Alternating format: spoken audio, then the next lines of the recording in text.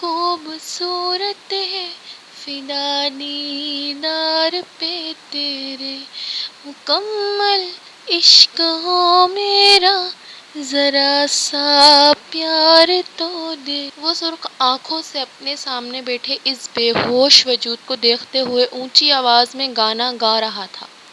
سننے والے شاید یہ بولنے پر مجبور ہو جاتے کہ وہ آواز واقعی خوبصورت آواز تھی۔ بے ہوشی میں بھی وہ کمسن لڑکی بے ساختہ حسین لگ رہی تھی۔ اس کے خوبصورت لمبے گھنے بال کھلے ہوا سے اڑ رہے تھے، پٹی اب بھی اس کی گردن میں لٹکی تھی۔ بے ہوشی کی دوا کے اثر سے وہ اب تک ہوش میں نہیں آئی۔ وہ غور سے اسے دیکھ رہا تھا، تب ہی اچانک پیچھے مڑتے وہ اپنے پیچھے کھڑے گارڈ کے سر پر گولی مارتا اسے ڈھیر کر چکا۔ اس لڑکی کو دیکھنے کا حق صرف اور صرف شیر بلوچ کے پاس۔ وہ اتنی زور سے دہاڑا کہ باہر کھڑے تمام گارڈ تھرا کر رہ گئے تھے، جبکہ وہ سب اب اس گارڈ پر بھی افسوس کر رہے تھے جس نے اس لڑکی کو گھورنے کی کوشش کی تھی۔ شیر بلوچ دوبارہ پہلے کی پوزیشن میں آتا بندوق اپنی پیشانی سے ٹکا گیا تھا۔ اسے اس گارڈ کو مارنے پر کوئی بھی افسوس نہ تھا۔ اس گارڈ نے اس لڑکی کو یعنی کہ شیر بلوچ کی ہونے والی بیوی کو دیکھنے کی کوشش کی تھی، جسے ابھی تھوڑی دیر پہلے ہی شیر بلوچ اغوا کر کر اپنے فلیٹ لایا تھا۔ جو بھی اس لڑکی کو دیکھنے کی کوشش کرے گا اس کا انجام شیر بلوچ یہی کرے گا، اس کا انجام یہی ہوگا۔ وہ چیختے ہوئے کئی فائر ہوا میں کر گیا تھا۔ تمام گارڈ کانپتے ہوئے اپنی اپنی سلامتی کی دعا کر رہے تھے۔ شیر بلوچ کی نظر اپنے سامنے بے ہوش پڑی اس حسین عورت پر پڑی تھی، جس کا شیر بلوچ سر سے لے کر پیر تک دیوانہ تھا۔ وہ دیوانگی کی حد تک اس لڑکی سے محبت کرتا تھا، جو لڑکی کسی طور بھی اس کی محبت کو ماننے پر راضی نہیں تھی۔ فیضان، فیضان! وہ اتنی زور سے دہاڑا کہ اس کا پرسنل ساتھی بھاگتے ہوئے اس کے روم میں داخل ہوا تھا۔ کیا ہوا؟ کسی ملازم سے کہو کہ مجھے پانی لا کر دے، اور اس سے کہنا کہ اپنی نظریں اور اوقات نیچے ہی رکھ کر آئے۔ نظر اٹھا کر کسی نے بھی اوپر دیکھا تو اس گارڈ کی طرح اس کا بھی یہی حال ہوگا۔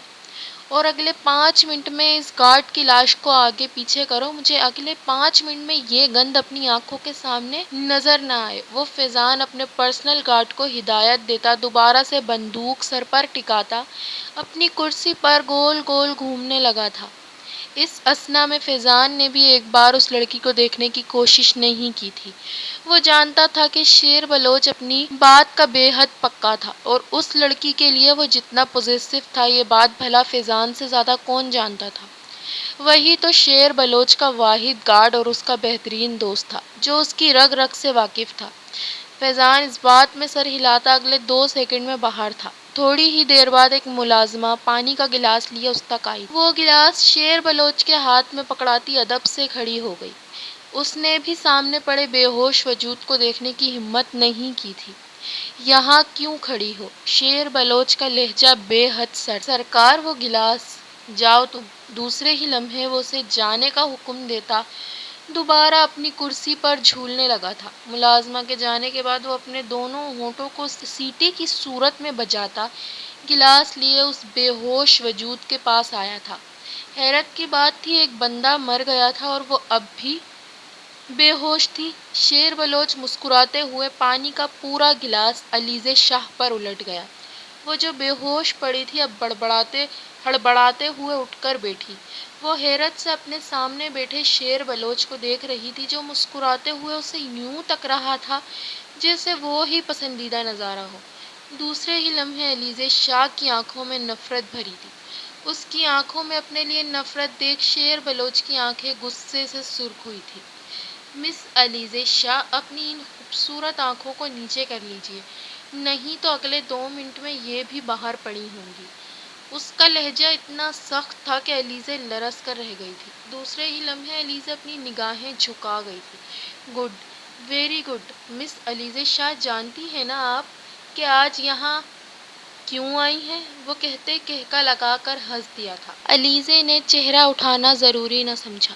تھوڑی ہی دیر میں ملازمہ آئے گی، وہ جو کہے گی چپ چاپ کر لینا، ورنہ تمہارے ساتھ وہ ہوگا جو تم نے سوچا بھی نہیں ہوگا۔ وہ اپنی گن لوڈ کرتا اس کی پیشانی پر رکھ گیا تھا اور اگر تم نے یہاں سے بھاگنے کی اور ذرا سی بھی ہوشیاری کی ہمت کی تو یقین مانو علیزے شاہ، شادی سے پہلے ہی تمہیں اوپر پہنچا دوں گا، پھر اس کے بعد خود بھی کنوارا رہوں گا، کیونکہ تم تو یہ بات جانتی ہو نا کہ میں تمہارے علاوہ کسی اور سے شادی تو کروں گا نہیں۔ آخر کو میں تم سے اتنی محبت جو کرتا ہوں۔ وہ اپنی گن سے اس کی لٹ کو کان کے پیچھے اڑس گیا تھا۔ چہرہ گیلا ہونے کی وجہ سے پہلے سے زیادہ نکھر گیا تھا، پانی کی وجہ سے اب اس کے گال سیب کی مانند سرخ ہو رہے تھے۔ شیر بلوچ چاہتے ہوئے بھی اپنی نظر اس قاتل حسینہ سے ہٹا نہیں پا رہا تھا، اس لیے وہ کھڑا ہوتا کمرے سے باہر نکلنے ہی لگا تھا کہ علیزے کی آواز نے اس کے قدموں کو روکا تھا۔ میں تم سے شادی نہیں کروں گی شیر بلوچ۔ اس کے لب جو تھوڑی دیر پہلے مسکرا رہے تھے وہ بری طرح بھنچے تھے۔ دوسرے ہی لمحے وہ ہاتھ میں موجود پسٹل سے ہوائی فائر کرتے تمام افراد کی چیخیں نکلوا گیا تھا۔ علیزے کان پہ ہاتھ رکھتے بری طرح چلا رہی تھی، وہ کیا ہے نا جان، مجھے بار بار ڈیمو دینے کی عادت، دوبارہ یہ بکواس اپنے منہ سے مت کرنا ورنہ یہ ڈیمو تمہارے اوپر آزماؤں گا۔ وہ کہتے دہاڑ سے دروازہ بند کرتے باہر جا چکا تھا۔ وہ اپنے عالیشان کمرے میں بیٹھے روکنگ چیئر پر جھول رہا تھا۔ امپورٹڈ سگریٹ اس کے لبوں سے لگی تھی۔ کمرے میں ہر جگہ جیسے سگریٹ کی مہک بس گئی تھی۔ فیضان اندر آتا لب بھینچ گیا۔ اسے اپنی زندگی میں سب سے زیادہ سگریٹ سے نفرت تھی، جس کی مہک ہر لمحہ ہر وقت اس کے دوست کے کمرے سے آ رہی ہوتی تھی، کیونکہ وہ جتنی دیر اپنے کمرے میں رہتا تھا سگریٹ نوشی کرتا تھا۔ وہ پہلے ایسا نہیں تھا۔ فیضان کو اب بھی اس کا اور شیر بلوچ کا یونیورسٹی والا زمانہ یاد آیا تھا، جس میں شیر بلوچ کو بھی اسی کی طرح سگریٹ سے بے تحاشا نفرت تھی، مگر پھر زندگی میں آنے والی اس حسین لڑکی نے شیر بلوچ کو سر سے لے کر پیر تلک بدل دیا تھا۔ وہ بالکل چینج ہو چکا تھا، لگتا ہی نہ تھا کہ یونیورسٹی والا شیر زمان اب کہیں بھی تھا۔ قدموں کی آواز سنتے شیر بلوچ روکنگ چیئر پر جھولتا رکا تھا۔ فیضان کو اپنے پیچھے دیکھ وہ غیر محسوس انداز میں سگریٹ اپنے لبوں سے دور کر گیا۔ اتنا تو وہ اپنے دوست کو جانتا تھا کہ وہ سگریٹ سے بے تحاشا نفرت کرتا تھا۔ اسے دیکھ کر فیضان کو اس پر بے تحاشا افسوس آیا تھا۔ وہ اپنے دوست کو اس حالت میں نہیں دیکھ سکتا تھا۔ مکمل بدلا ہوا دوست اب بھی اسے جان سے پیارا تھا۔ جو کام بولا تھا فیضان وہ کر دیا؟ شیر بلوچ سخت لہجے میں اس سے پوچھ رہا تھا۔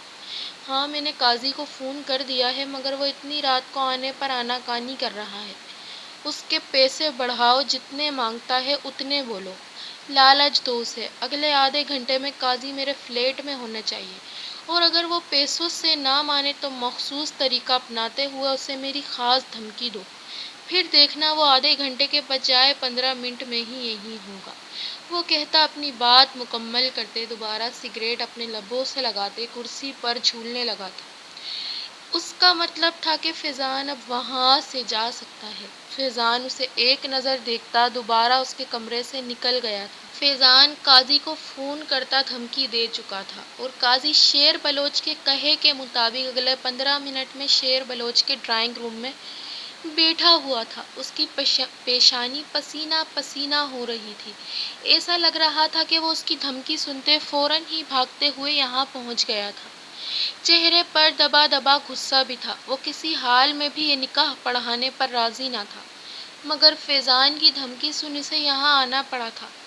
کافی دیر سے وہ ڈرائنگ روم میں بیٹھا دلہا دلہن کا انتظار کر رہا تھا، مگر وہ آ کر نہ دے رہے تھے۔ وہ پہلو پر پہلو بدلتا اپنی بے چینی کم کرنے کی کوشش کر رہا تھا۔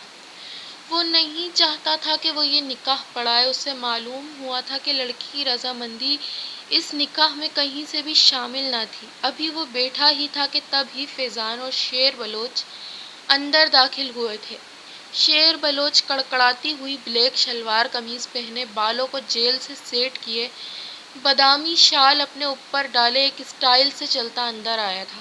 قاضی کو یہ بات ماننی پڑی تھی کہ وہ شخص واقعی کسی شہزادے سے کم نہ تھا۔ وہ آتا مخصوص انداز میں اسے سلام کرتا اپنی جگہ پر ٹک گیا تھا۔ فیضان مولوی صاحب کے برابر بیٹھا اپنی کا نغمہ بھروا رہا تھا۔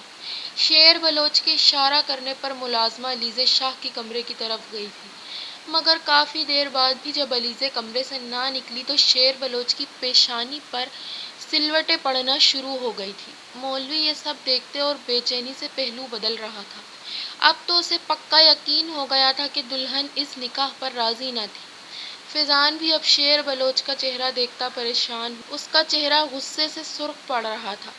اس سے پہلے کہ وہ خود اٹھ کر علیزے کے کمرے میں جاتا، تب ہی ملازمہ اس کے کمرے سے باہر آئی تھی۔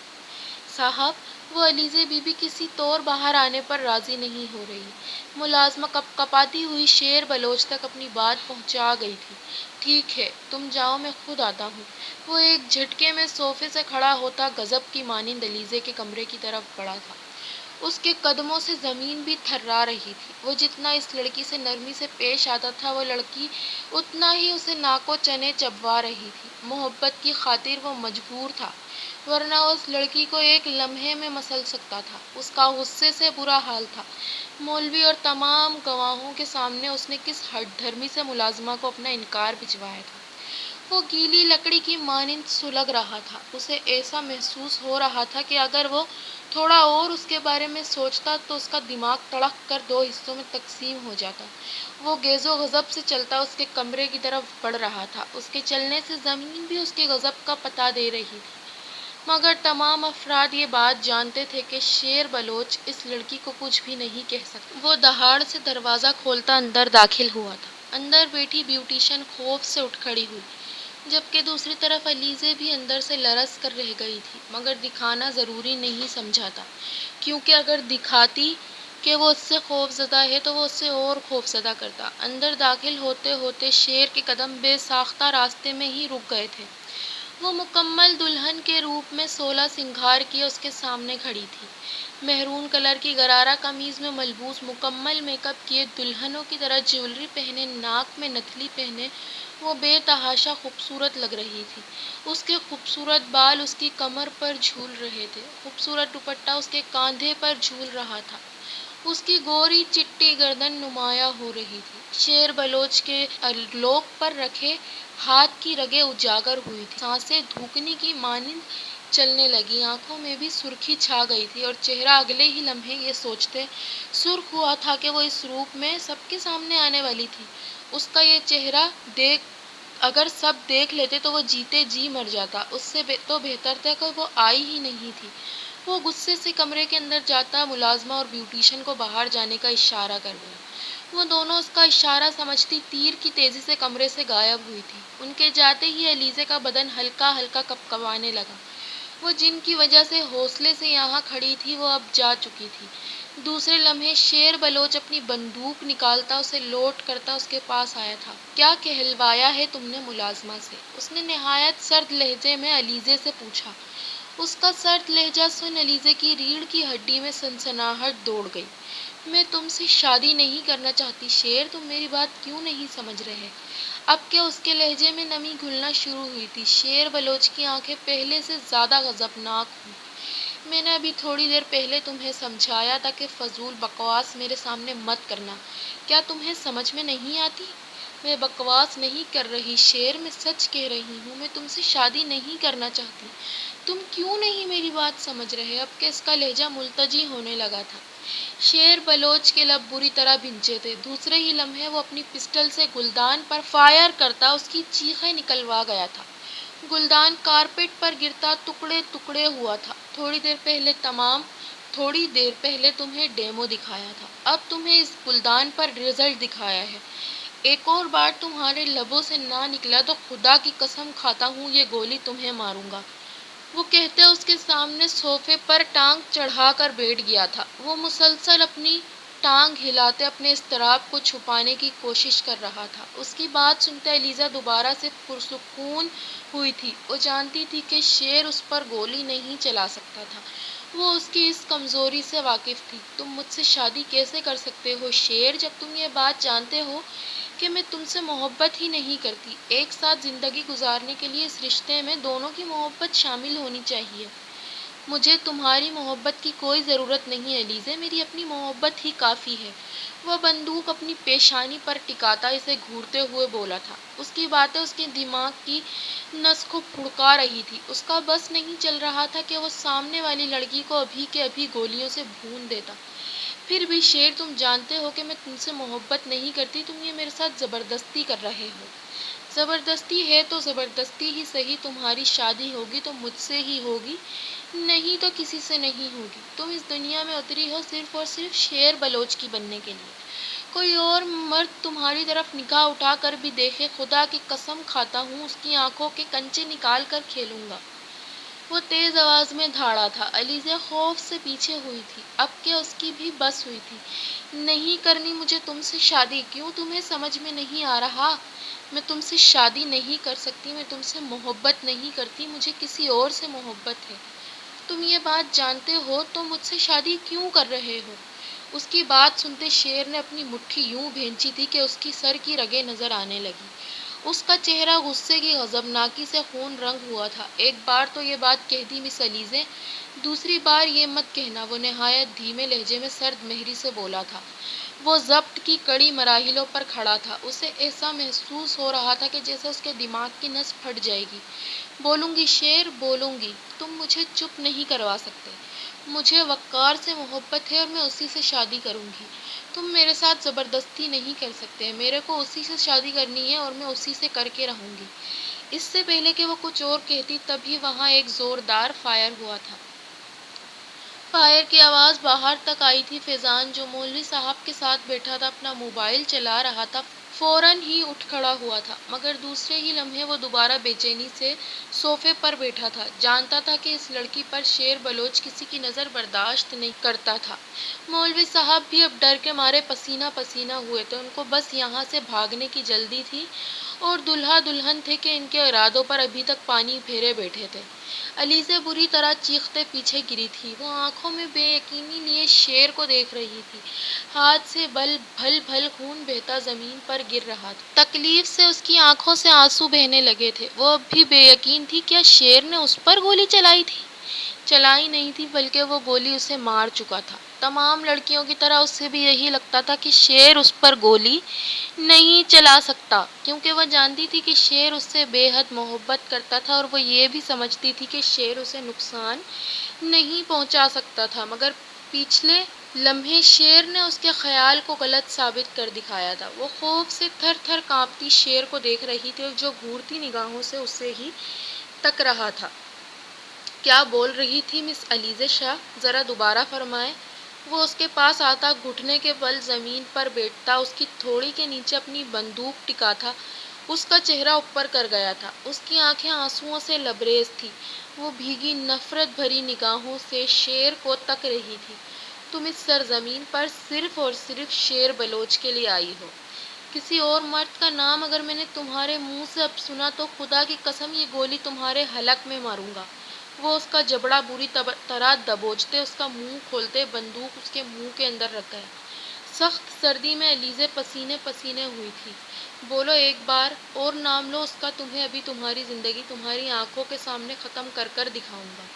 اس نے ٹریگر پر انگلی رکھی تھی۔ خوف کے مارے علیزہ کے آنکھوں سے آنسو اور تیزی سے بہنے لگے تھے۔ اسے خوف سے کانپتے دیکھ شیر نے اپنی بندوق اس کے منہ سے باہر نکالی تھی۔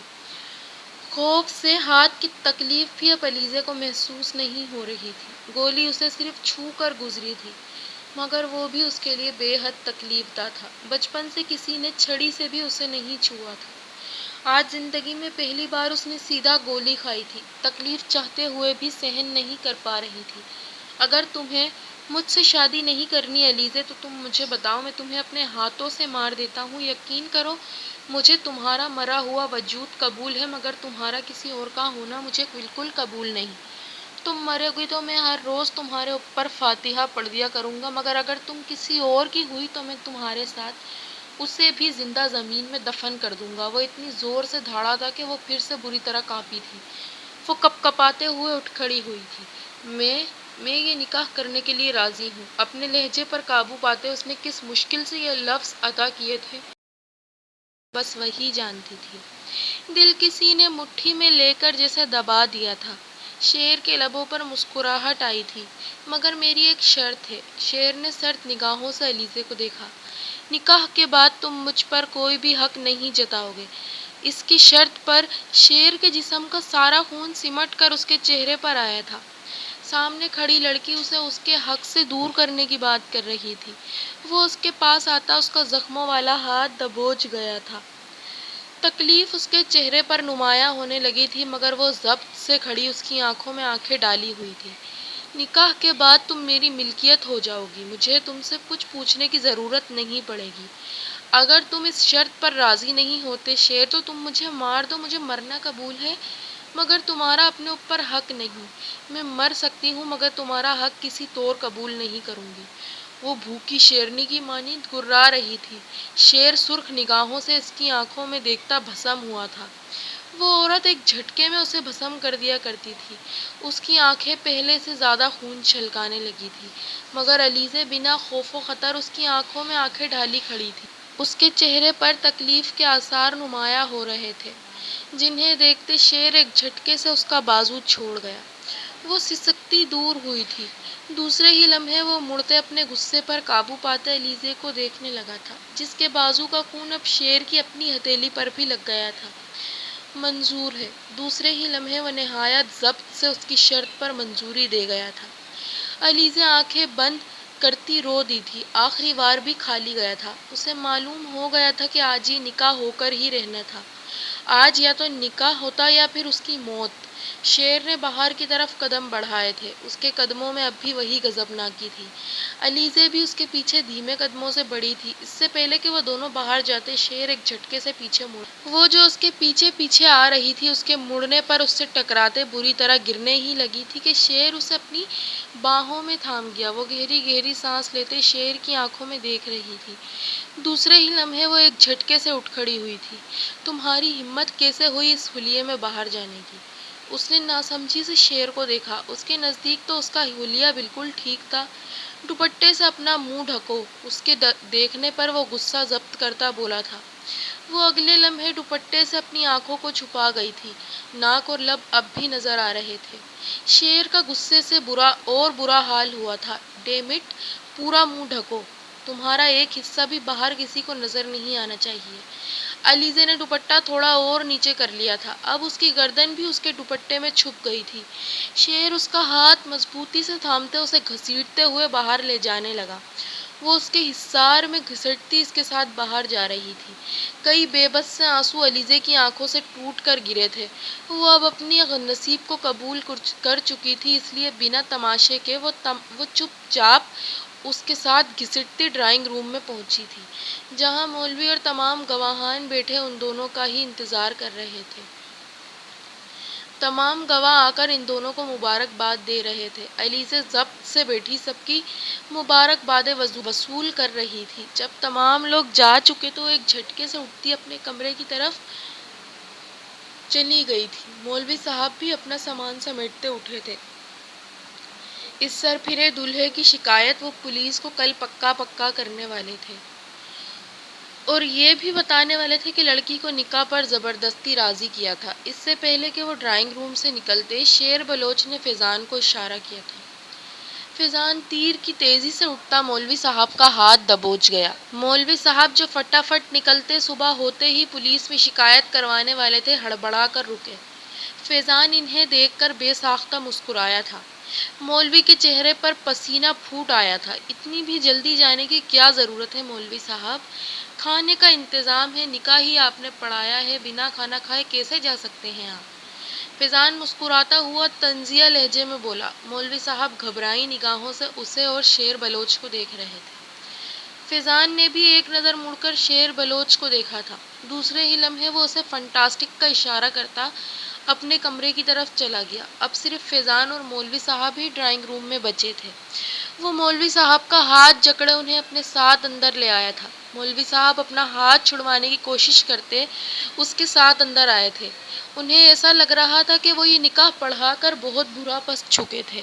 جان چھوٹ کر ہی نہیں دے رہی تھی، عام نکاح پڑھا کے وہ 15 منٹ کے اندر اندر آ جاتے تھے، اور آج وہ 3 گھنٹے سے یہیں بیٹھے تھے۔ مولوی صاحب اتنی کیا جلدی ہے، کچھ خاطر خواہ کا سامان ہی لے جائیں۔ فیضان نے وہ تھیلا اٹھاتے ان کے ہاتھ میں رکھا تھا۔ مولوی صاحب نے وہ تھیلا کھول کر دیکھا۔ دوسرے ہی لمحے ان کی آنکھیں چمک گئی تھی۔ اندر 5,000 کی نہ جانے کتنی گڈیاں پڑی ہوئی تھی۔ انہوں نے ساری زندگی اتنے پیسے نہیں دیکھے تھے۔ مولوی صاحب کیا ہوا؟ پسند نہیں آیا اتنا؟ اور دوں کیا؟ وہ طنزیہ لہجے میں پوچھ رہا تھا۔ نہیں، یہی کافی ہیں۔ وہ تھیلا دبوچتے باہر کی طرف جانے لگے۔ تبھی فیضان نے کسی چیل کی طرح وہ تھیلا جھپٹا تھا۔ وہ ہڑبڑا کر دوبارہ فیضان کی طرف مڑنے پر مجبور ہوئے۔ یہ صرف اس شرط پر دیا جا رہا ہے کہ آپ اپنا منہ بند رکھیں۔ نکاح پڑھانا تھا، وہ آپ نے پڑھا لیا۔ اب آپ اس نکاح سے انجان ہو جائیں اور آپ کے چھوٹے سے دماغ میں جو پلاننگ چل رہی ہے نا، اسے یہیں بھول جائیں، تو یہ پیسے آپ کے ہو جائیں گے۔ سوچیں مولوی صاحب، 3 بیٹیاں گھر پر موجود ہیں، آرام سے اتنے پیسوں سے ان کی شادیاں ہو جائیں گی، اور اگر ذرا سی بھی چالاکی کرنے کی کوشش کی تو پھر اپنی موت کے لیے تیار رہیے گا۔ فیضان وہ تھیلا دوبارہ ان کے ہاتھ میں دیتے دھمکی آمیز لہجے میں گررایا تھا۔ مولوی صاحب چپ چاپ وہ تھیلا پکڑتے اب فیضان کو دیکھ رہے تھے۔ فیضان صاحب، یہ نکاح میں نے پڑھایا ہے، یہ بات مجھے آج تک یاد ہے۔ کل اس قسم کی کوئی بات مجھے یاد نہیں رہے گی، یا سمجھے کہ میری یادداشت چلی جائے گی، سو میری طرف سے بے فکر ہو جائیں۔ مولوی کی بات سنتے فیضان نے مسکراتے ہوئے ان کی پیٹھ تھپتھپائی۔ اوکے مولوی صاحب، اب آپ جا سکتے ہیں۔ وہ ان کو دروازے کی طرف اشارہ کرتا صوفے پر نہایت کروفر سے بیٹھا تھا۔ مولوی صاحب فیضان کو گھورتے باہر نکل گئے تھے۔ یہ لڑکا انہیں کچھ خاص پسند نہیں آیا تھا۔ وہ اسٹڈی میں بیٹھا مسلسل 2 گھنٹے سے سگریٹ پر سگریٹ پھونک رہا تھا۔ اسٹڈی کی قالین پر بے شمار سگریٹ کے ادھچلے ٹوٹے پڑے ہوئے تھے۔ اس کی کتھئی آنکھیں خون کی مانند لال ہو رہی تھیں۔ اس سے نکاح کرنے سے پہلے بھی وہ یوں ہی سگریٹ پیا کرتا تھا، اور آج وہ اس کے نکاح میں موجود تھی، وہ پھر بھی سگریٹ پر سگریٹ پیے جا رہا تھا۔ پہلے کا تو سمجھ میں آتا تھا کہ وہ اس کی ہجر میں سگریٹ نوشی کرتا تھا، مگر آج ایسی کیا وجہ تھی جو سگریٹ جیسی شے کو، جس سے وہ بے انتہا نفرت کرتا تھا، اس سے اپنے لبوں پر لگانے پر مجبور ہوا تھا؟ وجہ وہی تھی، وہی عورت جس سے وہ بے تحاشا عشق کرتا تھا۔ سگریٹ پیتے پیتے اس کی آنکھیں اپنی پسٹل پر پڑی تھی۔ اس کی خون رنگ آنکھیں مزید خون رنگ ہوئی۔ وہ دوسرے ہی لمحے کھڑے ہوتے، سگریٹ کو سائیڈ پر پھینکتے، بندوق اٹھا کر دیوار پر مار گیا تھا۔ بندوق دیوار سے لگتی، شور پیدا کرتی، دوبارہ زمین پر گر گئی تھی۔ وہ بھاگ کر بندوق اٹھاتا، اس کے اندر جتنی گولیاں تھیں وہ دیوار میں برسا گیا۔ وہ مسلسل چلا رہا تھا، چلا چلا کر اس کا گلا بیٹھ گیا تھا، مگر وہ تب بھی چلا رہا تھا۔ دوسرے ہی لمحے وہ کھانستے ہوئے زمین پر بیٹھا، اس کی خون رنگ آنکھیں دوبارہ سے پسٹل پر گئی تھی۔ دوسرے ہی لمحے وہ اسے ایک طرف ڈالتا، اس پر پیٹرول ڈالتے اسے آگ لگا گیا تھا۔ اس پسٹل سے ہی اس نے اپنی پسندیدہ عورت پر گولی چلائی تھی۔ اس کا دماغ آتش فشاں کی مانند پھٹ رہا تھا۔ وہ بری طرح چلاتے اپنی جلتی ہوئی پسٹل کو دیکھ رہا تھا۔ اس کا دماغ آتش فشاں کے مانند پھٹ رہا تھا۔ وہ بری طرح چلاتے اپنی جلتی ہوئی پسٹل کو دیکھ رہا تھا۔ جس عورت کو اس نے عمر بھر تکلیف پہنچانے کا خواب میں بھی نہیں سوچا تھا، آج اسی پر گولی چلائی تھی۔ تکلیف سی تکلیف تھی جو اسے اپنے دل میں اترتی محسوس ہو رہی تھی۔ اس کے چہرے پر پھیلتا کرب نظر آیا تھا، اس کے چہرے پر پھیلتی بے یقینی نظر آئی تھی۔ وہ چیختے ہوئے سگریٹ اپنے ہاتھ میں لیتے اسے اپنی مٹھی میں دبا گیا تھا۔ گرم سگریٹ اس کی ہتھیلی کو بری طرح جلا گیا۔ وہ تکلیف برداشت کیے اپٹھی کو مضبوطی سے بند کیے کھڑا تھا۔ پتہ نہیں اس نے اپنے زخم پر کچھ لگایا ہو یا نہیں لگایا ہو، یہ سوچتے ہی اس کا دل بری طرح بے چین ہوا تھا۔ پتہ نہیں کھانا کھایا ہو یا نہیں کھایا ہو۔ وہ اور بے چین ہوتے پہلو پر پہلو بدل رہا تھا۔ دوسرے ہی لمحے وہ ایک جھٹکے سے اپنی شال اوڑھتے علیزہ کے کمرے کی طرف بڑھا۔ لوک کا ہینڈل گھماتے اس کا دماغ خراب ہوا تھا، کیونکہ علیزہ اندر سے دروازہ لوک کر چکی۔ جاوید، جاوید! وہ اتنی زور سے دھاڑا کہ تمام ملازمین اس تک بھاگے آئے۔ کمرے کی چابی لے کر آؤ۔ جاوید فوراً چابی لینے بھاگا تھا۔ وہ جیسے لمحہ لمحہ سولی پر چڑھا ہوا تھا۔ نہ جانے اس نے اپنے زخم پر پٹی رکھی ہوگی یا نہیں رکھی ہوگی۔ ابھی وہ سوچ ہی رہا تھا کہ جاوید بھاگتے ہوئے چابی لیے حاضر ہوا۔ وہ فوراً چابی لے کے دروازہ کھول کر اندر داخل ہوا۔ وہ یوں ہی دلہن کے کپڑوں میں روتی سو گئی تھی۔ رونے کی وجہ سے آدھا میک اپ اس کے چہرے سے مٹ گیا تھا اور تھوڑا اس کے چہرے پر باقی تھا۔ بال یوں بکھرے ہوئے تھے جیسے پتہ نہیں کتنے دن سے کنگھا نہ کیا ہو۔ شیر بلوچ کا دماغ خراب ہوا تھا۔ اس کو اس کے بال بے حد پسند تھے، تو کیا وہ روتے ہوئے اپنے بالوں کو نقصان پہنچا گئی تھی؟ وہ فوراً اس کے پاس آیا تھا۔ چوڑیاں ٹوٹ ٹوٹ کر بستر پر بکھری ہوئی تھی۔ کچھ چوڑیاں اس کے بازو میں بھی کھپ گئی تھی۔ بازو سے یوں ہی خون بہتا اس وقت بھی چادر داغدار کر رہا تھا۔ وہ شاید روتے روتے بے ہوش ہو گئی تھی۔ وہ ٹینشن سے اس کا چہرہ دیکھتے ڈریسنگ روم کی طرف بھاگا۔ اسے فوراً اس کے زخم کی ڈریسنگ کرنی تھی، نہیں تو زخم خراب بھی ہو سکتا تھا۔ وہ میڈیکل باکس لیے باہر آتے کینچی کی مدد سے اس کی آستین زخم کی طرف سے کاٹ رہا تھا۔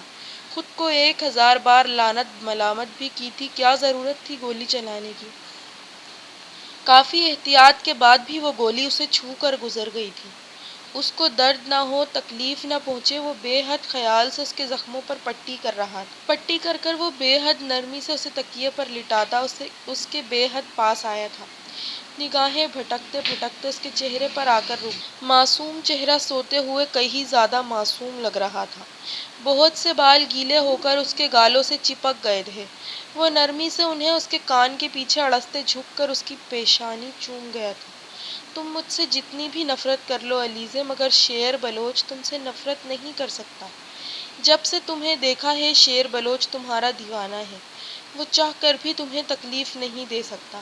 مگر مجھے معاف کر دو میری جان، آج تمہیں اپنا بنانے کے لیے یہ تکلیف بھی مجھے دینی پڑی۔ وہ وقار، وہ اچھا لڑکا نہیں ہے۔ تم کیوں نہیں سمجھتی وہ مجھ سے بدلہ لینے کے لیے تمہارے قریب آیا تھا؟ تم سچی محبت اور ایک فریب کی محبت میں فرق کیوں نہیں کر پا رہی؟ میری جان، وہ نیند میں اس سے یوں باتیں کر رہا تھا جیسے وہ اٹھی ہوئی ہو۔ وہ صرف مجھ سے بدلہ لینے کے لیے تمہارے قریب آیا ہے میری جان۔ وہ تم سے محبت نہیں کرتا، لیکن اگر وہ تم سے محبت کرتا بھی ہوتا تو بھی میں کبھی تمہیں اس کا ہونے نہ دیتا۔ اچانک بولتے بولتے اس کے لہجے میں سختی اتر آئی۔ تم اس دنیا میں شیر بلوچ کی بن کے آئی ہو، اور دیکھو آج تم شیر بلوچ کی ہی ہو۔ وہ جھک کر اب اس کی دونوں آنکھوں کو چوم رہا تھا۔ اس کی آنکھوں کو چومنے سے چند آنسو علیزے کی آنکھوں سے نکل کر گالوں پر بہہ گئے تھے۔ وہ نرمی سے ان آنسوؤں کو اپنے لبوں سے چن گیا تھا۔ اب وہ جھک کر اس کے نازک اور حسین گالوں کو چوم رہا تھا۔ پھر وہ اوپر آتے بے اختیاری میں اپنے ناک اس کے بالوں پر رکھ گیا۔ ان کی مہک نے جیسے کچھ وقت کے لیے شیر بلوچ کو دنیا بھی بھلا دی تھی۔ وہ بھول گیا تھا کہ آج اس نے کیا کیا ہے۔ دوسرے ہی لمحے وہ اس کے اوپر سے اٹھتے اس کے بالوں پر ہلکے سے لب رکھتے اس کے لبوں کی طرف آیا تھا، مگر دوسرے ہی لمحے وہ اٹھ کھڑا ہوا۔ نہیں، جب تک علیزے مجھے اجازت نہیں دے گی میں ایسا کچھ نہیں کروں گا۔ وہ اپنے اندر انگڑائی لیتے جذبوں کو تھپک تھپک کر سلانے لگا تھا۔ وہ اس کے برابر سے اٹھتے اسے نرمی سے رضائی اڑاتے وہاں سے جا چکا تھا۔ پیچھے اس کی خوشبو اس کمرے میں ہی کہیں رہ گئی تھی۔ وہ آنکھیں بند کر کر سگریٹ پیتا کرسی پر جھول رہا تھا۔ وہ وقت یاد کر رہا تھا جو وقت اب خواب سا ہو گیا تھا۔ ہاں، وہ اپنا ماضی یاد کر رہا تھا جب وہ اور فیضان کسی بھی ٹینشن سے دور بے فکر کی زندگی گزار رہے تھے۔ وہ آنکھیں بند کرتا دوبارہ اس وقت میں چلا گیا تھا۔ یار فیضان، قسم سے آج سر بہت بورنگ پڑھا رہے ہیں، مجھے تو نیند آ گئی۔ وہ فیضان کو دیکھتے جمائی لیتا ہوا بولا، اور حقیقتاً اسے کیمسٹری پڑھتے وقت نیند آ گئی تھی، اور ایسی ویسی نیند بھی نہیں، گہری نیند تھی جو اسے آ رہی تھی۔ ہاں یار، مجھے بھی سر پڑھا بھی تو کیا رہے ہیں۔ فیضان اس سے بھی زیادہ بیزار تھا۔ تو بھاگے پھر کلاس سے؟ وہ آنکھ مارتا فیضان کو اٹھنے کا اشارہ کر کر کھڑا ہوا تھا۔ فیضان اسے ہاتھ کا اشارہ دیتے اپنے کلاس فیلو کے کان میں کچھ کہتا اس کے پیچھے پیچھے آیا تھا۔ سر کی بات سنتے وہ دونوں چپکے سے کلاس سے بھاگ گئے تھے، کیونکہ وہ دونوں کلاس بنک کرنے میں ماسٹر تھے۔ وہ دونوں کلاس سے بھاگ چکے تھے اور سر کو اس بات کی خبر بھی نہ ہوئی۔ کلاس میں سے کسی کی بھی سر کو یہ بتانے کی ہمت نہ ہوئی تھی، کیونکہ شیر زمان اور فیضان دونوں ہی کا رعب یونیورسٹی میں بہت زیادہ تھا۔ یار فیضان، بہت بھوک لگ رہی ہے قسم سے۔ ہاں تو چل کینٹین چل کر کچھ کھا لیتے ہیں۔ فیضان اس کے کاندھے پر ہاتھ مارتا ہوا بولا۔ ہاں چلتے ہیں۔ وہ دونوں ایک دوسرے کے کاندھے پر ہاتھ رکھتے کینٹین کی طرف گئے تھے۔ ابھی وہ جا ہی رہے تھے کہ تبھی شیر بلوچ کی ٹکر وقار درانی سے ہوئی تھی۔ ٹکر لگنے سے وہ دونوں ہی زمین پر گر پڑے تھے۔ فیضان ان دونوں کو یوں لوٹ پوٹ ہو کر زمین پر دیکھ اپنی ہنسی دبا گیا تھا۔ ایسے موقعوں پر اسے بہت ہنسی آتی تھی۔ وہ دونوں اب بھی زمین پر گرے ایک دوسرے کو گھور رہے تھے۔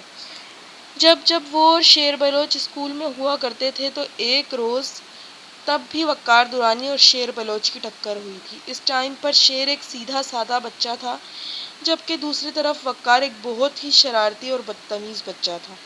ٹکر ہونے پر شیر بلوچ جب اس سے سوری کرنے گیا تو وقار درانی نے ایک زوردار تھپڑ شیر بلوچ کے نازک گال پر مارا۔ شیر کافی دیر حیرانی سے وقار کو دیکھتا رہا، مگر پھر وہ گال پر جلن کی وجہ سے پھوٹ پھوٹ کر رو دیا تھا۔ اس کے رونے پر وقار اور وقار کے تمام دوست شیر کا مذاق اڑانے لگے، جس پر شیر اپنے آنسو صاف کرتا کلاس میں بھاگ گیا تھا۔ وقار درانی اور وقار درانی کے تمام دوست پیچھے کھڑے شیر کا مذاق اڑا رہے تھے۔ شیر کلاس میں آتا فیضان کے گلے لگتے رو دیا تھا۔ فیضان کے پوچھنے پر شیر نے روتے روتے اسے سب بتا دیا۔ تب فیضان نے اس کی بہت حوصلہ افزائی کی تھی، جس کے بعد شیر بلوچ الٹے قدموں جاتا وقار درانی کے گال پر ایک نہیں بلکہ 2 تھپڑ مار کر آیا تھا۔ اس کے دوست جو پہلے شیر کا مذاق اڑا رہے تھے اب دم ساتھ کر وقار کو دیکھ رہے تھے، جو اپنے دونوں گالوں پر ہاتھ رکھے بھسم کرتی نگاہوں سے شیر کو دیکھ رہا تھا۔ اس دن کے بعد سے ان دونوں کے درمیان نامحسوس قسم کی دشمنی پلنے لگی تھی۔ آج بھی یوں ہی ٹکر ہونے پر وہ اب بھی بیٹے ایک دوسرے کو گھور رہے تھے۔ تبھی شیر اپنی شرٹ جھاڑتے اٹھا تھا۔ وقار جب کھڑا ہوا تو شیر اس کے پاس آیا۔ وقار نے اسے مارنے کو ہاتھ اٹھایا، مگر دوسرے ہی لمحے شیر بلوچ وہ ہاتھ تھام چکا تھا۔ بچپن میں 1 کے بدلے 2 مارے تھے، مگر آج 1 کے بدلے 2 نہیں 11 ماروں گا، اس لیے اپنے ان ہاتھوں کو سنبھال کر رکھو۔ بے شک ایک عمر میں تمہارے بچوں کو اور تمہارے ماں باپ کو تمہاری ان ہاتھوں کی ضرورت ہے، وہ نرمی سے کہتا اس کے کاندھوں سے نادیدہ گھر چاڑتے فیضان کے ہاتھ پر ہاتھ مارتے کینٹین کی طرف جا ہی رہا تھا کہ جھٹکا کھا کر رکا تھا۔ اسے لگا تھا کہ اس کی سانسیں بھی جیسے رک گئی ہوں۔ سامنے سے ہی وہ دل ربا چلتی آ رہی تھی، کھلے بال ہوا سے اڑتے، دوپٹہ ہوا سے اڑتا 2 عطشہ روپ جیسے اگلے ہی لمحے شیر بلوچ کا دل اڑا لے گیا تھا۔ وہ دیوانوں کی مانند علیزے کو دیکھ رہا تھا، وہ پلک تک نہیں جھپک رہا تھا۔ فیضان نے اسے یوں کھوئے ہوئے دیکھا تو کئی بار اسے چٹکی بھری، مگر وہ فیضان کا ہاتھ بھی سائڈ کر دے رہا تھا۔ علیزے بھی اسے حیرت سے دیکھتی اب سائڈ سے ہو کر نکل گئی تھی۔ علیزے کے جانے کے بعد شیر بلوچ ہوش میں آیا تھا۔ اس کی یہ دیوانگی پیچھے کھڑے وقار نے بھی دیکھ لی۔ فیضان اس سے پوچھتا اسے کینٹین آیا تھا۔ ان دونوں کو کینٹین جاتا دیکھ وقار بھی ان کا پیچھا کرتے کرتے ان دونوں کے پیچھے آ گیا۔ تو یوں کیوں کھو گیا تھا شیر؟ ایسے دیوانوں کی طرح اسے کیوں دیکھ رہا تھا؟ تو مجھے جانتا ہے نا فیضان، آخر کو میرے ماں باپ کے بعد تو ہی تو میرا اپنا بچہ ہے۔ میں نے آج تک کسی لڑکی کو ایسے نہیں دیکھا، مگر نہ جانے مجھے کیا ہو گیا تھا، مجھے ایسا لگ رہا تھا کہ میرا دل وہ ایک لمحے میں اپنے نام کر گئی۔ اب تو کیا کرے گا شیر؟ بس اب وہ میری ہوگی، میں اس سے شادی کروں گا، میں اسے بہت جلد بتا دوں گا کہ میں اس سے محبت کرتا ہوں۔ یہ بات سنتے وقار ہاتھ جھاڑتے اٹھ کھڑا ہوا۔ اب وہ اس لڑکی کو برباد کر دینا چاہتا تھا جو شیر کی پسند تھی۔ شیر کو تو وہ کچھ نہیں کر سکتا تھا، مگر شیر جس سے محبت کرتا تھا وہ اس کو تو نقصان پہنچا سکتا تھا نا۔ پلین سوچتے اس کے لبوں پر مکار مسکراہٹ آ کر دم توڑ گئی۔ اس نے علیزے کے قریب رہنے کی کوشش شروع کر دی۔ شروع میں تو علیزے نے اسے منہ بھی نہ لگایا، مگر محبت کے نام پر علیزے بھی پگھل گئی۔ شیر نے جب اسے وقار کے ساتھ دیکھا تو شیر کو جھٹکا لگا، اسے بے حد دکھ بھی پہنچا۔ اسی روز اس نے علیزے سے اپنے دل کی بات کہی، مگر علیزے وقار کا کہتی اس کے منہ پر ہی صاف انکار کر گئی۔ اس کے بعد اس نے کئی بار علیزے کو منانے کی کوشش کی، مگر علیزے نہ مانی۔ جب علیزے نہ مانتی تھی تب وقار اسے چڑھاتا تھا۔ وہ سمجھ گیا تھا کہ وقار علیزے سے محبت نہیں کرتا، بلکہ وہ اس کی ٹسل میں اس کے ساتھ تھا۔ ایسے میں دن بدن وہ زندگی سے دور ہوتا رہتا تھا۔ سگریٹ جو پہلے ناپسند تھی اب وہ اس کی بہترین ساتھی بن گئی تھی۔ فیضان اس کی یہ حالت دیکھ کڑتا رہتا تھا۔ محبت نے اس کے دوست کا حال کیا سے کیا کر دیا تھا۔ اسے محبت سے نفرت ہوئی۔ صبح شیر بلوچ فریش ہو کر باہر آیا کہ اسے باہر سے علیزے کی چلانے کی آواز آئی۔ وہ فٹافٹ شال اپنے کندھوں پر ڈالتا تیز قدموں سے باہر آیا تھا۔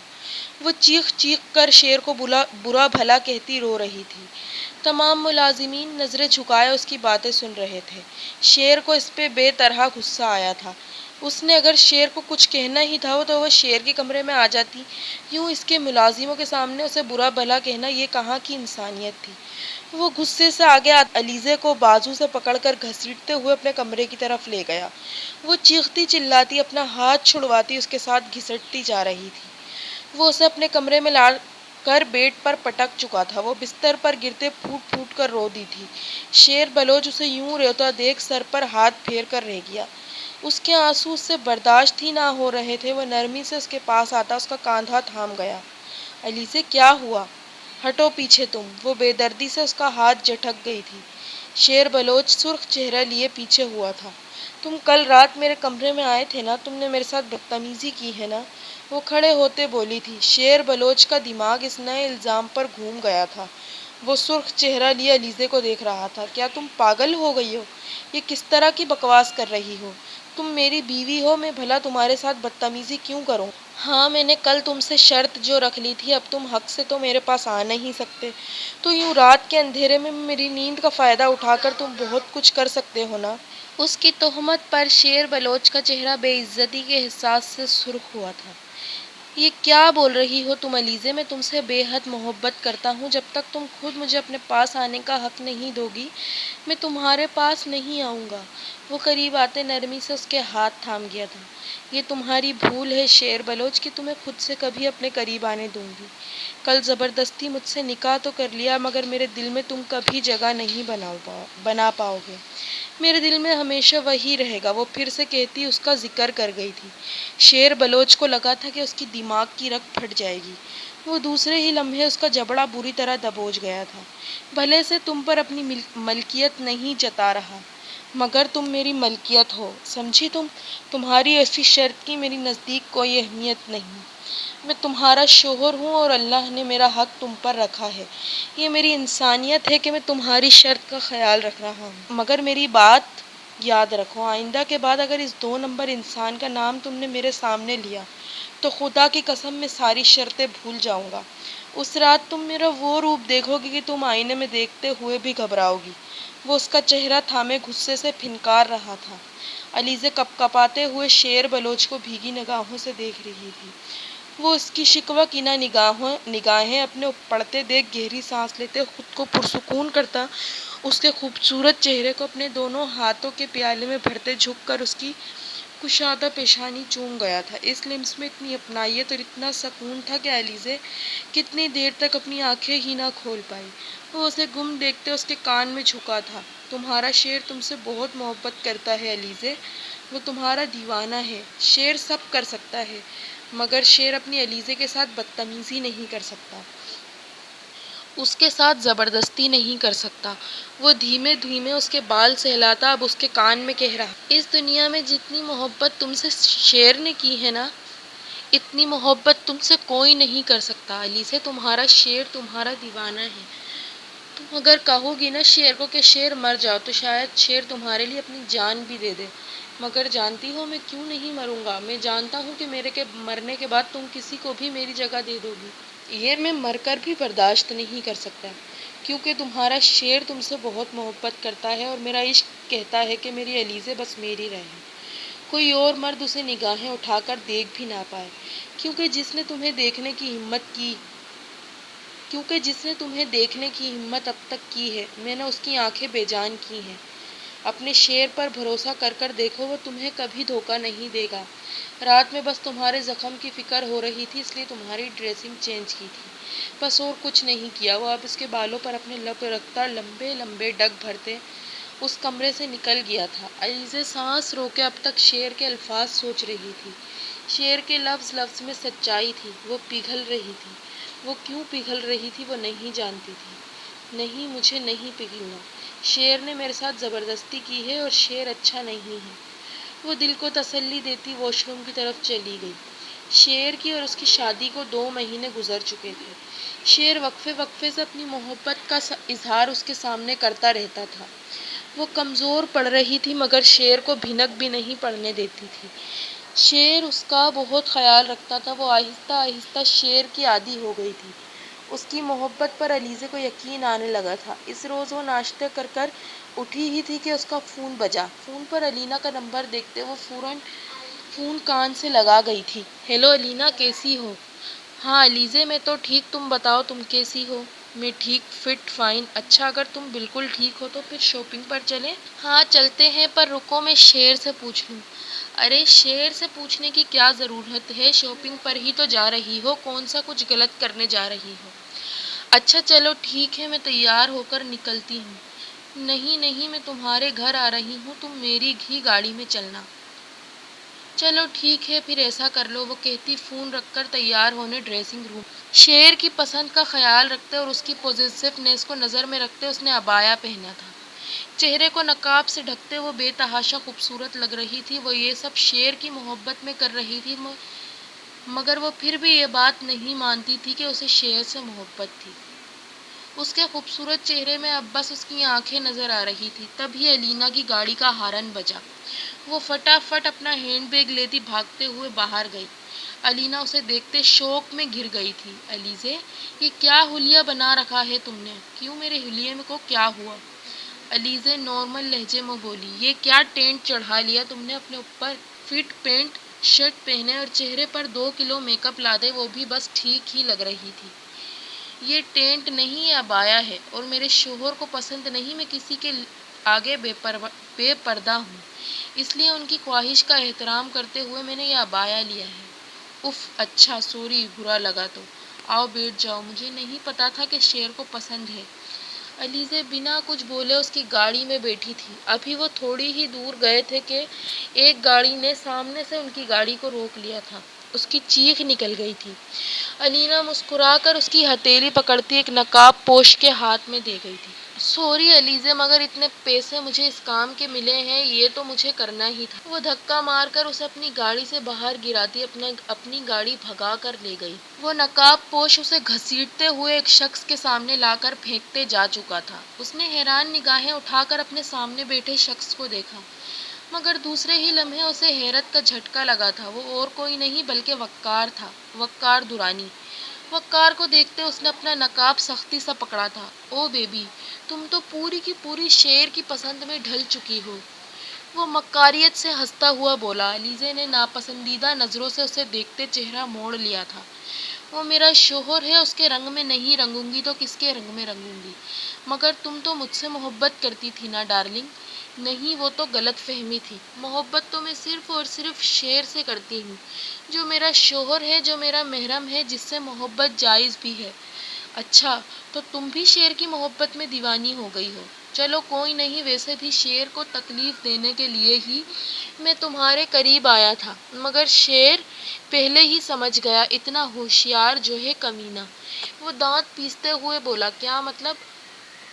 وہ ناسمجھی سے اس کا چہرہ دیکھتے ہوئے بولی، میں تم سے کوئی محبت نہیں کرتا تھا، بلکہ صرف شیر سے بدلہ لینے کے لیے میں تمہارے قریب آیا تھا، کیونکہ مجھے پتا تھا کہ شیر تم سے محبت کرتا ہے، اس لیے میں تمہارا استعمال کرنا چاہتا تھا، پر پتہ نہیں اسے کیسے پتہ لگ گیا، اس نے تمہیں پروپوز کرنا شروع کیا، مگر میری محبت کا گرہ تمہارے دماغ میں اتنا ٹائٹ تھا کہ تم نے شیر کو گھانس ہی نہیں ڈالی، مگر وہ کمینہ سمجھ گیا تھا کہ مجھے تم سے کوئی محبت نہیں ہے، اس لیے اس نے تمہیں اغوا ہی کروا لیا۔ چلو کوئی نہیں، تم اس کی بیوی ہو، اب اگر تمہیں نقصان پہنچاؤں گا تو سیدھا شیر کے دل پر حملہ ہوگا۔ وہ کہتے اس کے پاس آتے اس کا نقاب کھینچ کر اتار گیا تھا۔ وہ چیختی ہوئی اپنا چہرہ دونوں ہاتھوں سے چھپانے لگی، اپنے لیپ ٹاپ پر یہ دیکھتے شیر کا خون بوائلنگ پوائنٹ کے آخری حصے پر آیا تھا۔ وہ خطرناک حد تک اسپیڈ بڑھاتے اس راستے پر جا رہا تھا جو راستہ علیزے کی منزل دکھا رہا تھا۔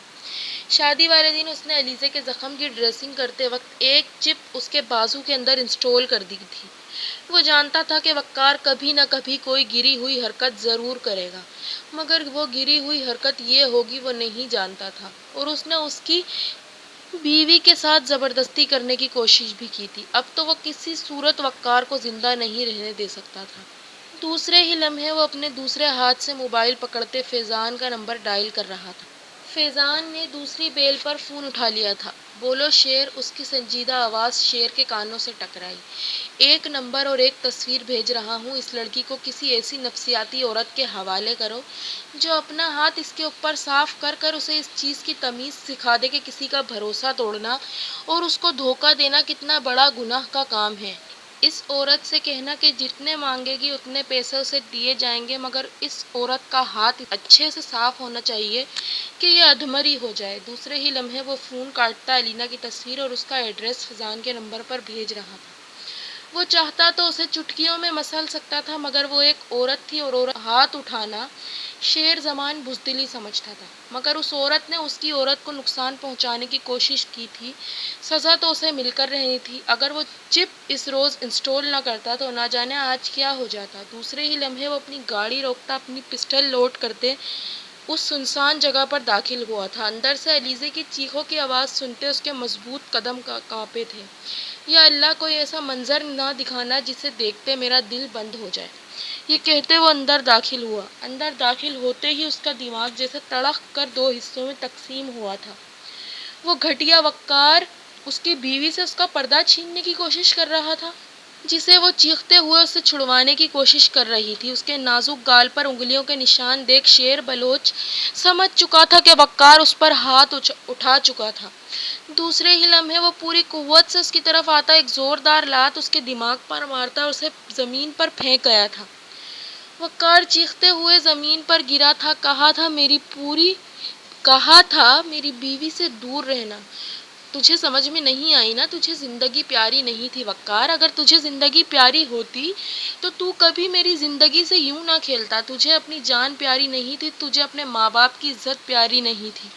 وہ کہتے پسٹل دوبارہ سے ریلوڈ کرتے اس کی پیشانی پر رکھ گیا۔ وقار کو ٹھنڈے پسینے آنے لگے تھے۔ مجھے معاف کر دو شیر، آئندہ ایسا نہیں ہوگا۔ آئندہ کے قابل ہی میں تجھے رہنے نہیں دوں گا۔ یہ کہتے شیر اپنی پسٹل کی ساری گولیاں اس کے دماغ کے اندر خالی کر گیا۔ علیزے یہ دیکھ کر چیختے ہوئے اس کے سینے سے آ کر لگی تھی۔ وہ اس کے سینے سے لگتے پھوٹ پھوٹ کر رو رہی تھی۔ شیر اس کے بال سے ہلاتا جھک کر اسے اپنی گود میں اٹھا گیا تھا۔ وہ نرمی سے لا کر اسے گاڑی میں بٹھاتا اپنی گاڑی ویلی کے راستے کی طرف موڑ گیا۔ وہ اسے نرمی سے بستر پر بٹھاتا فریش ہونے جانے ہی لگا تھا کہ علیزے بھاگ کر آتی اس کے سینے سے لگی تھی۔ وہ اس کے سینے سے لگتی پھوٹ پھوٹ کر رو دی تھی۔ شیر بلوچ کا دل اتنی تیزی سے دھڑکا تھا کہ اسے ایسا لگا تھا کہ دل آج دھڑک دھڑک کر بند ہی ہو جائے گا۔ دونوں کے دل کی دھڑکنیں اب ایک دوسرے کے دل میں بج رہی تھی۔ مجھے معاف کر دو شیر بلوچ، تمہاری محبت پر مجھے یقین نہیں تھا۔ اس گھٹیا شخص کی محبت پر میں نے یقین کر لیا جو میرے قریب صرف اس لیے آیا تھا کہ تم سے بدلہ لے سکے۔ اس کی بات سنتے شیر نے مضبوطی سے اسے اپنے حصار میں لیا تھا۔ وہ کانپتی ہوئی شیر کے سینے میں سماتی جا رہی تھی۔ اب میں تم سے دور نہیں رہوں گی شیر، میں تمہیں بتانا چاہتی ہوں کہ میں تم سے بہت محبت کرتی ہوں، اتنی کہ تمہارے بغیر نہیں رہ سکتی، اتنی کہ اگر تم مجھے ساری دنیا سے چھپا کر رکھنا چاہتے ہو تو میں خوشی خوشی سب سے چھپ کر رہوں گی۔ وہ کہتے اس کے دل کے مقام پر لب رکھ گئی تھی۔ شیر بلوچ کو اپنے کانوں پر یقین نہ آیا۔ وہ اس کا چہرہ نرمی سے اپنے سامنے کر گیا۔ ایک بار پھر سے کہو، کیا کہا تم نے؟ وہ بے یقینی سے علیزے سے بولا تھا۔ یہی کہ اب علیزے بھی اپنی شوہر کی دیوانی ہے۔ اب صرف شیر علیزے کا دیوانہ نہیں ہے، بلکہ اب علیزے بھی شیر کی دیوانی ہے۔ وہ کہتی دوبارہ اس کے سینے پر سر رکھ گئی تھی۔ شیر بلوچ کی آنکھوں سے آنسو بہنے لگے تھے۔ اللہ نے اتنے عرصے بعد اس عورت کی محبت اس کے نصیب میں لکھ دی تھی جس کے لیے وہ تڑپتا رہا تھا، اور یہی شاید اس کے نصیب میں لکھا تھا، کیونکہ اگر فوراً ہی علیزے مل جاتی تو وہ کبھی بھی علیزے کی قدر نہ کرتا۔ اللہ نے اسے بہت مشکل سے اس کی جھولی میں ڈالا تھا۔ اب وہ ساری عمر کسی گڑیا کی مانند اس کا خیال رکھنے والا تھا۔ شیر نے محبت سے اس کا چہرہ اپنے ہاتھوں کے پیالے میں بھرتے اس کی پیشانی چومی تھی۔ علیزے نے اپنی آنکھیں بند کرتے اس کا لمس محسوس کیا تھا۔ اب وہ جھک کر اس کی دونوں آنکھوں کو باری باری چوم رہا تھا۔ علیزہ اس کے لمس پر کپ کپائی تھی۔ اب وہ اس کے دونوں گالوں کو چوم رہا تھا۔ علیزے کے گال قندھار کی مانند لال ہو رہے تھے۔ وہ اسے شرماتے دیکھ مسکراتا ہوا دور ہوتے اس کے لبوں کو مخمور نگاہوں سے گھور رہا تھا۔ علیزہ اس کا دھیان اپنے لبوں کی طرف دیکھ شرما کر جانے لگی کہ تبھی شیر بلوچ ایک جھٹکے سے اس کا ہاتھ پکڑتے اسے اپنی طرف کھینچتے اس کے لبوں پر اپنے لب رکھتے اپنی اور اس کی سانس ایک کر گیا تھا۔